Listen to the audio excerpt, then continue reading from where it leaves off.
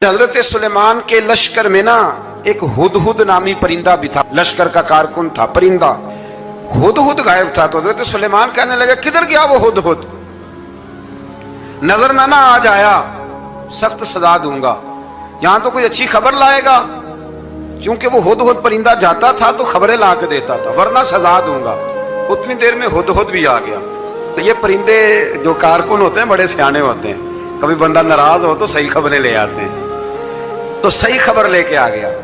आते ही आके बैठा तो उसने हजरत सुलेमान अलैहिस्सलाम ने कहा कहाँ थे? अर्ज करने लगा हुजूर मैं मुल्क सबा गया था, वहां एक औरत हुक्मरानी करती है, उसका नाम बिल्कीस है, बहुत बड़े तख्त पे बैठती है, 80 गज उसका तख्त लंबा है, 40 गज चौड़ा है, और शायद 80 मन के 80 टन उसका वजन है।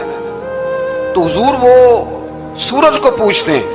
हज़रत सुलेमान ने फौरन खत लिखा, फरमाया जाकर उसे मेरा खत दे दो कि यहाँ तो कलमा पढ़ के हमारी फर्मा बरदार बन जाए, वरना तैयार हो जाए।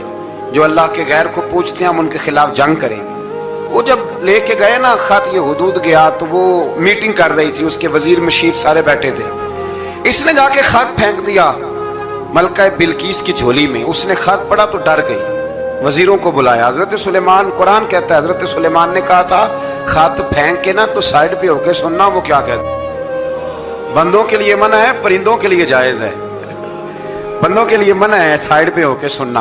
हाँ, जिसकी जासूसी की ड्यूटी हो, कुफर की जासूसी, उस बंदे के लिए भी जायज है। तो यहाँ एक तो वो परिंदे थे, दूसरा कुफर की जासूसी कर रहे थे। साइड पे होके सुनने लगे तो मलका बिल्कीस कहने लगी अब क्या करना है, ये खत आया है। तो वो कहने लगे हम तैयार हैं, आप हुक्म करें, हम लड़ने को तैयार हैं, लड़ेंगे।